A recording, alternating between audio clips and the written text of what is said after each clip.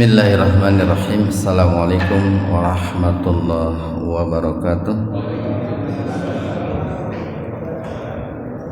Alhamdulillahirabbil alamin wa bihi nasta'inuhu ala umuri dunya waddin.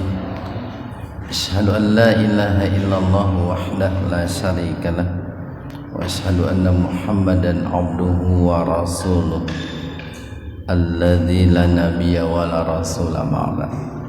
Hadirin ikhwatu iman jemaah Majelis Tafsir Iliyin yang mudah-mudahan senantiasa diberkahi dan dirahmati Allah Subhanahu wa taala.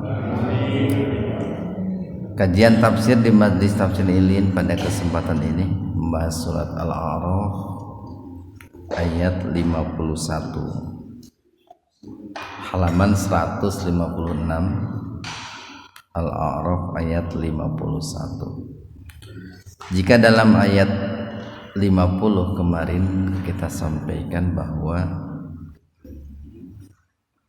terjadi percakapan antara penduduk surga dengan penghuni neraka, di mana para penghuni neraka memohon, meminta kepada para penduduk surga untuk diberikan baik makanan ataupun minuman, ya, untuk diberikan sedikit saja kenikmatan-kenikmatan yang ada dalam surga. Lalu para penduduk surga menjawab,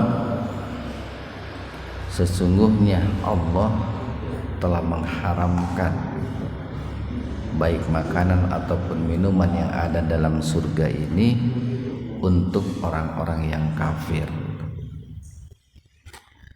Nah, siapa orang-orang yang kafir itu? Di ayat 51 ini dijelaskan ada beberapa indikator gitu. Seseorang itu dikatakan sebagai orang kafir. Ini yang disebut dengan tafsirul ayah bil ayah. Menafsirkan ayat Al-Qur'an dengan ayat Al-Qur'an lagi. Dan ini merupakan tingkat kualitas penafsiran yang paling tinggi ini, Pak. Jadi kalau kita lihat bagaimana kerjanya tafsir bil maksur gitu. Tafsir itu kan secara sumber ada dua, ada bil maksur, ada bil ra'i, ada bil riwayah, ada bil diroyah gitu. Nah, di antara langkah-langkah kerja tafsir bil maksur yang menggunakan riwayat itu, yang pertama itu adalah menafsirkan ayat Al-Qur'an dengan ayat Al-Qur'an lagi. Baru yang kedua itu menafsirkan ayat Al-Qur'an dengan hadis. Yang ketiga menafsirkan ayat Al-Qur'an dengan qaulus sahabah. Yang keempat menafsirkan ayat Al-Qur'an dengan qaulut tabi'in. Nah, itu cara kerjanya tafsir bil ma'sur kayak begitu. Nah, di sini ayat 4 ayat 50 gitu ya, itu ditafsirkan oleh ayat 51. Jadi firman Allah ayat 50 Al-A'raf ditafsirkan oleh firman Allah juga ayat 51, dan itu menempati posisi tingkatan paling tinggi keabsahan penafsirannya itu. Siapa orang-orang kafir itu? Satu, alladzina, yaitu orang-orang yang ittakhadhu, arti asalnya itu mengambil, ittakhadha yattahidu, tapi sering dimaknai menjadikan, atau bisa disebutkan ittakhadu itu, akhada itu kata mustarok, kata yang memiliki beberapa makna. Nanti maknanya tergantung susunan redaksinya seperti apa, sehingga kira-kira makna yang pas untuk kata ittakhada itu apa. Nah, di sini sering dimaknai ittakhadhu itu menjadikan. Jadi yang pertama adalah mereka orang-orang yang menjadikan dinahum, agama mereka, lahwan. Itu pertama sebagai lahwun, sebagai bahan sendaguro, ya, sebagai alat untuk bersendaguro. Tentu banyaklah bentuk sendaguro itu,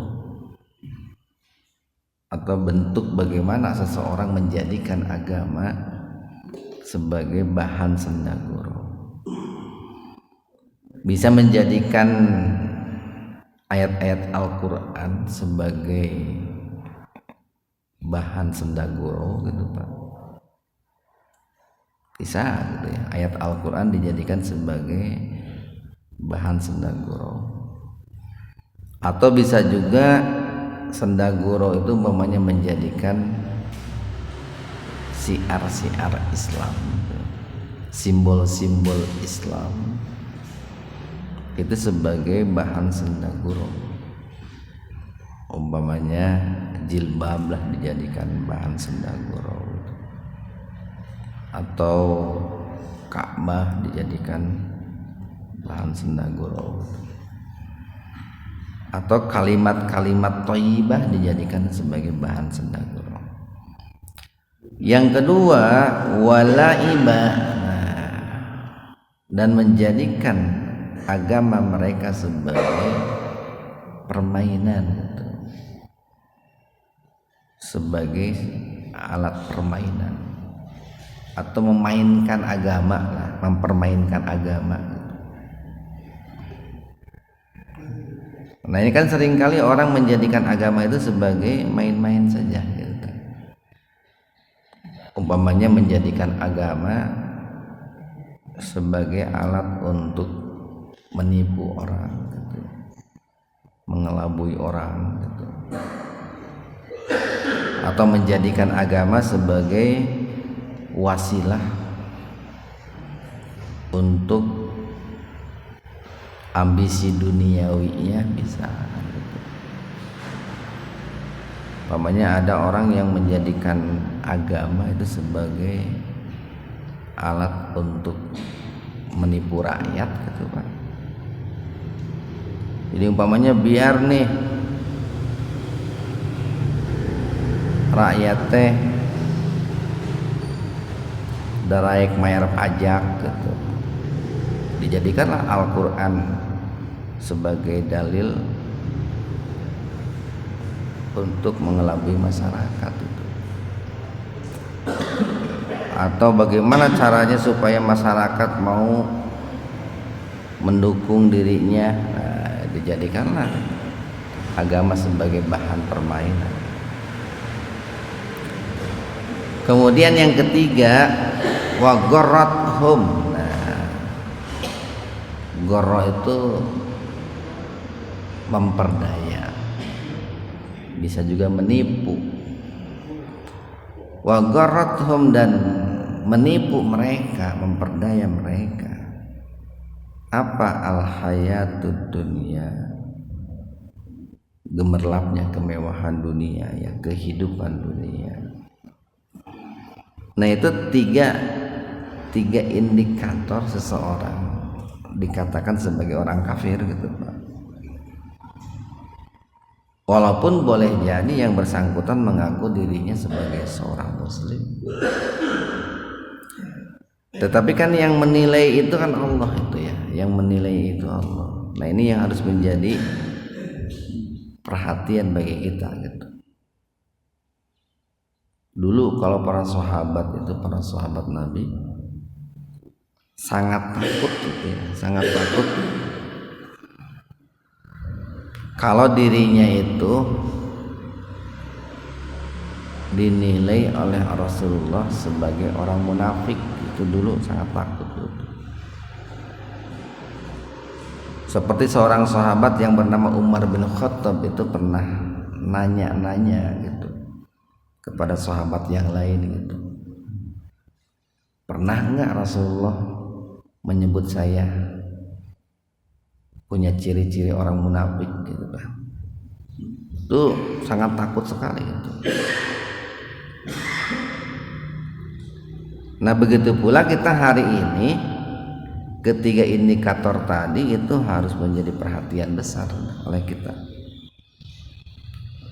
Jangan sampai ketiga tabiat tadi ya, mempermainkan agama, menjadikan agama sebagai bahan sendaguro, atau tertipu dengan kehidupan dunia.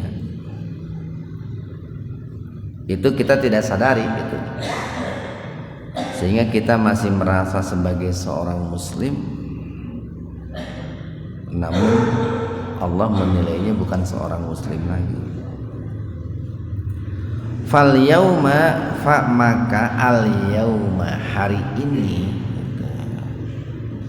Maksudnya hari akhir gitu, hari kiamat. Nangsahum, nunnya itu kami itu Pak. Nasia itu lupa gitu. Lupa. Pada hari ini kami melupakan mereka, kata Allah. Kama sebagaimana nasu mereka melupakan. Liko pertemuan. Yaumihim hari mereka hadza ini gitu. Dan di sini kata hari Pak disambungkan dengan domir hum atau him. Jadi hari mereka gitu. Jadi tidak disebut hari Allah, tidak gitu. Jadi hari kiamat tidak disebut hari Allah. Tapi justru hari kiamat itu disandarkan kepada manusia. Hari mereka gitu. Karena memang pada hari kiamat itu hari di mana di situ kita betul-betul punya tanggung jawab besar gitu Pak, akan selamat dan tidaknya diri kita gitu. Kalau dunia itu harinya Allah lebih identik dengan harinya Allah Pak. Kenapa lebih identik dengan harinya Allah?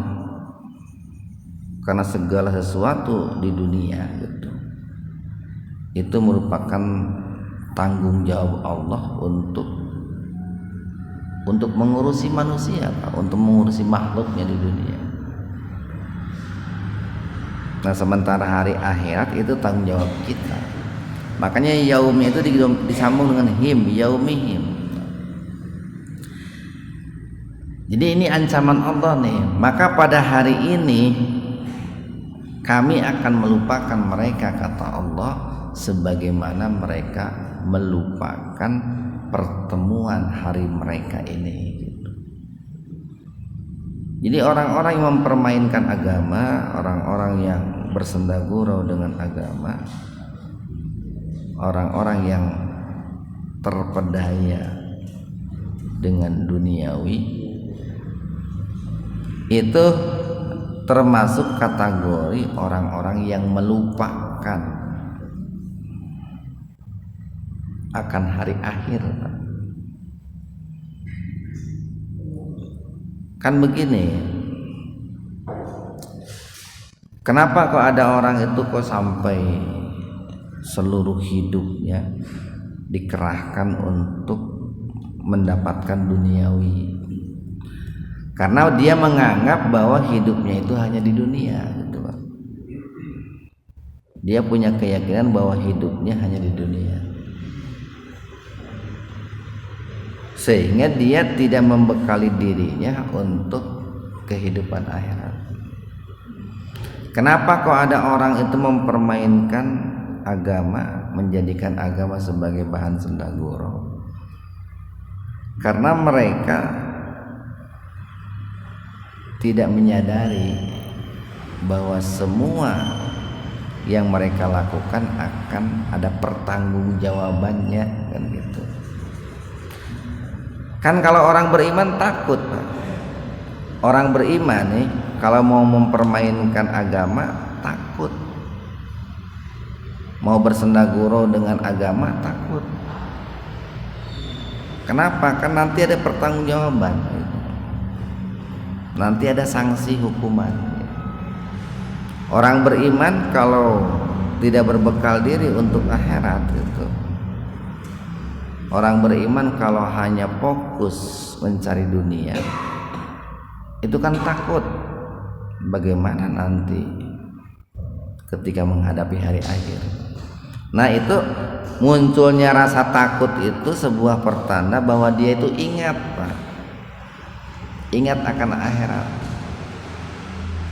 Tetapi orang-orang yang tidak takut ketika mempermainkan agama, bersendaguro dengan agama, atau tidak membekali diri dengan akhirat, berarti dia itu melupakan akhirat, melupakan pertemuannya dengan Allah Subhanahu wa Ta'ala. Jadi kalau saya bilang begini, bisa Allah itu boleh dikatakan bagaimana sikap Allah terhadap kita itu tergantung sikap kita kepada Allah, atau akan berbanding lurus dengan bagaimana sikap kita terhadap Allah. Kalau kita ingat, Allah akan lebih ingat gitu, Pak. Gitu. Kalau kita baik, Allah akan lebih baik gitu. Kalau kita melupakan, Allah pun akan melupakan gitu. Ini dalam hadis qudsi itu ada tuh. Kalau orang mendekat kepadaku dengan berjalan kaki, aku akan menghampirinya dengan berlari, kan gitu kata Allah. Kalau orang mendekat kepadaku, nah, satu hasta,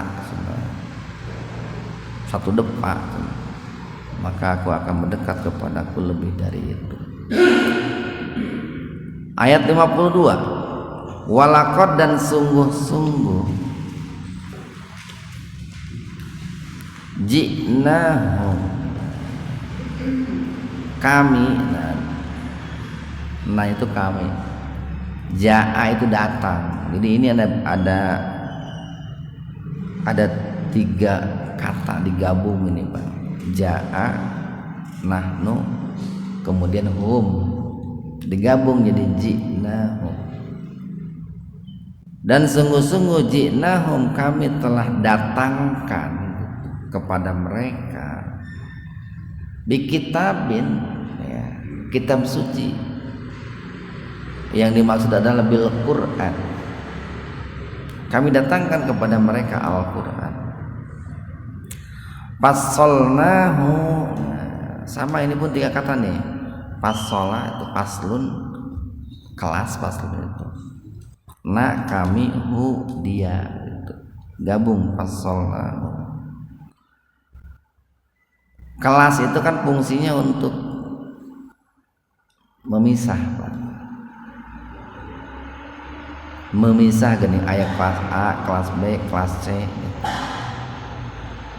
Ayat kelas 1 gini BPJS, kelas 1, kelas 2, kelas 3 gitu. Ayat kelas-kelas kan gitu. Nah itu kan sehingga dengan di kelas-kelas itu terpisahlah, nampak jelas perbedaan gitu, Pak. Jadi terperinci lah, terperinci. Nah jadi pasolnahu itu kami jelaskan dengan terperinci atau apa tadi kitab suci itu ala ilmin, berdasarkan ilmu. Jadi Allah menurunkan kitab suci Al-Quran, jangan menciptakan, menurunkan atau memfirmankan.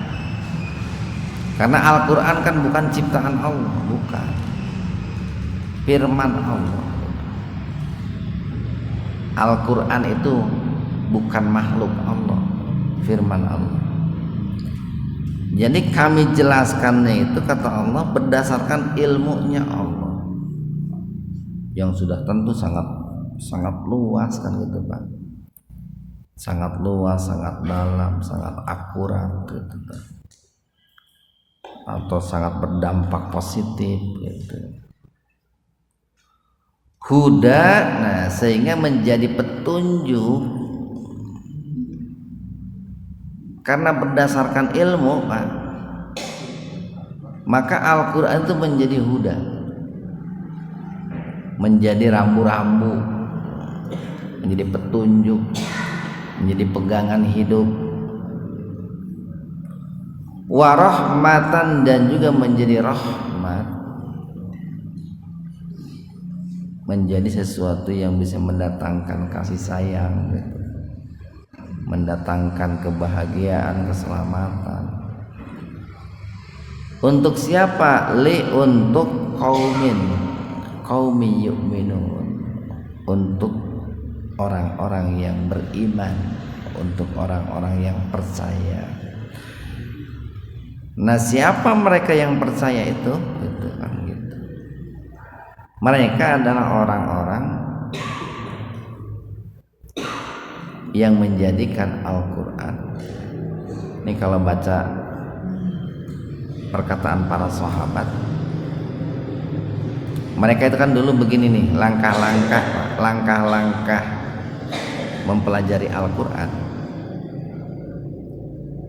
Pertama, mereka percaya dulu bahwa Al-Quran itu adalah kitab suci. Itu pertama, Pak. Percaya bahwa Al-Quran itu adalah firman Allah. Kemudian yang kedua, luruskan niat gitu. Luruskan niat ketika mempelajari Al-Quran. Para sahabat sering bilang begini, nahnu nata'allamul iman thumma nata'allamul Qur'an. Kami mempelajari keimanan dulu, maksudnya kami memperbaiki keikhlasan dulu, baru setelah itu mempelajari Al-Quran. Kan banyak orang yang mempelajari Al-Quran motifnya tidak ikhlas, Pak. Sehingga dikarenakan tidak ikhlas, tidak lurus dia, Al-Quran itu jangankan bermanfaat untuk orang lain, untuk dirinya sendiri tidak bermanfaat. Kemudian setelah itu baru mempelajari, Pak. Ayat 53, hal, nah ini halnya hal istifham ya, tetapi linafi, untuk meniadakan, Pak. Hal, jadi terjemahannya itu bukan apakah, tidaklah gitu. Tidaklah itu kan suatu kata yang menunjukkan peniadaan, tapi bentuk pertanyaan juga gitu. Tidakkah engkau tahu siapa saya? Itu kan nanya itu, Pak. Ini juga begini nih, hal tidaklah yang duruna, mereka menunggu-nunggu. Mereka di sini adalah orang-orang kafir. Illa, melainkan ta'wilahu, takwilnya. Takwil itu bisa diartikan begini, kebenaran bisa gitu.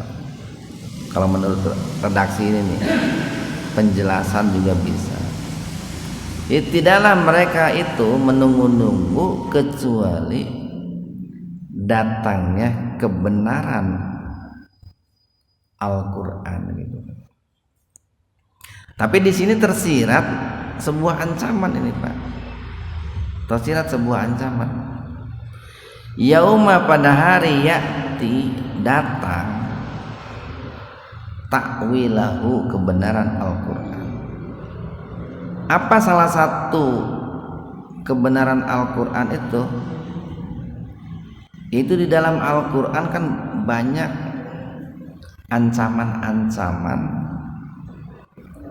yang sangat mengerikan bagi orang-orang tadi yang mempermainkan agama, bersendaguro dengan agama, atau yang melupakan kehidupan akhirat. Dan masih banyak lagi lah dalam Al-Quran itu ayat-ayat yang sangat mengerikan, itu menakutkan banyak. Nah, jadi ketika datang kebenaran Al-Quran itu, kan hari ini orang-orang kafir itu mendustakan akan janji Allah bagi orang yang beriman beramal soleh, mendustakan juga akan ancaman Allah bagi orang yang kafir. Nah, pada hari itu Al-Quran itu akan membuktikan kebenaran firman-Nya. Nih, ini semua yang dahulu kamu dustakan. Yaqulu, pada hari itu mereka berkata, siapa? Alladzina, orang-orang, nasuhu, hu-nya itu dhamir untuk Quran, Pak. Nasuhu maksudnya nasul Quran. Pada hari itu orang-orang yang mendustakan Al-Quran berkata, yaqulul ladzina nasuhu min qablu, berkatalah orang-orang yang melupakan Al-Quran dahulu. Ini baru mereka ngomongnya bener nih, jujur.